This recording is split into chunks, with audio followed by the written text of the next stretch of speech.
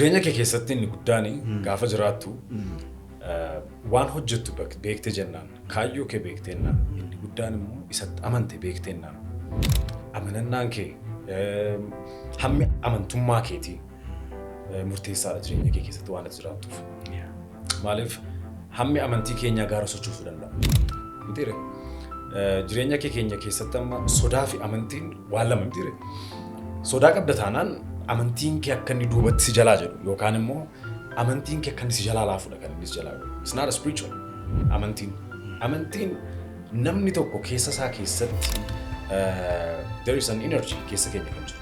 Energy is whether positive or negative. Inni positiiviin amanamummaan nuti wanta tokkoof qabnu gaafa waa tokko kaasuuf jennu kana kaasuu gaafa yaadu natti ulfaataa laata akka dhangala'uu danda'a laata jechaan kaasa yoo ta'e negative energy baay'ee hamaadha has a power yes si keessatti humna itti qabdu sana iyyuu si jalaatii dadhabsiisaa deema if you have a positive energy lakki fuuldurri koo ifaadha jalqabbiin koo mo'aa televizyiinii hirmaachuu suman jedhu immoo taayimii wayii irratti waltajjii gurguddaan otuun gaggeessu nu fakki akkaataan isaa takka maaliif gaafa waaqayyo carraa si kennu bakka ga'e jedhamtu gaafa si geessisu barbaadu karati yaanneen kabaja namaa kanatti jalqabdu gaafa ofii kee kabaju namni tokko nama jaalachuu kan inni danda'u gaafa ofiisaaf waaqa isaa jaallatu nama kan inni kabajuu danda'u gaafa waaqa isaaf ofiisaa kabajuu danda'e sanaan nama waan ta'eef bakka guddaan ofii kenna baay'ee iddoo guddaan ofii laata Milkeessaa baay'een jaalladha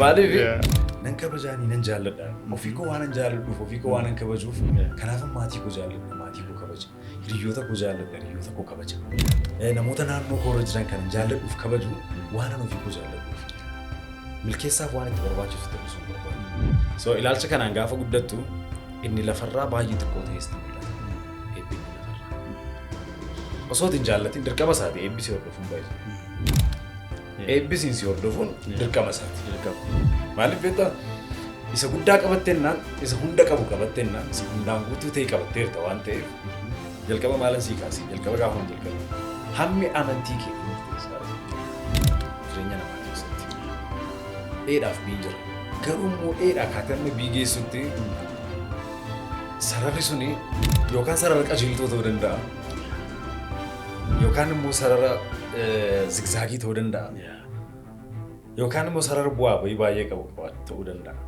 Kan lineariidhuma achumaan gadi qaxxalee bahu. Garuu there is always point A and point B.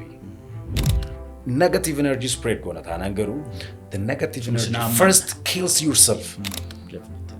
The negative energy impacting isa jalqaba eenyuun miidha beektaa siinsi miidhee jalqaba. Psychologiinis kanuma jedha. That's it.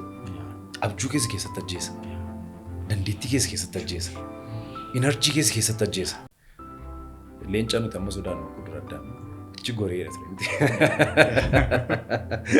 Waraabessa isaa ta'uu arbas maqaatti baasee maqaatti moggaasuu irraa kaasee amma achi keessa jiraachaa turetti there was an authority. We are authorized. Biyya lafaa kana irratti authority qabna. Authority sana immoo karaa nuti ittiin execute goonu leadership. Leadership mind setting keenya leaderiin namni dirqama si shoomuu qabu. Leadershipin waan assign itti godhamtu miti. Mind set isaa qabaachuu qaba. Leaderiin tokko akkamittan of gaggeessa erga yaadii boodadha. Isa kan gaggeessuuti kan inni dhabu. So leadership mind setting I hope dargaggoonni hundumtuu qabaachuu qabu. Leadership mind setting gaafa qabaattu qomuun kee gadi hojjettu. Nama hojjettu fuuldura isaa ilaala waan ta'eef. Tiksituun fuuldura isaa ilaala. Booda si ilaala. Mirgas bitatti si ilaala. Hoolota isaa waan hamaa irraatii eeguudhaaf jechuudha. Gaggeessaan tokkos immoo jireenya isaa keessatti gaafa jiraatu ofii koo boorii koo ilaaluun qaba. Kanaafuu gadi osoo hin taane ol jedhee deemuun dirqama.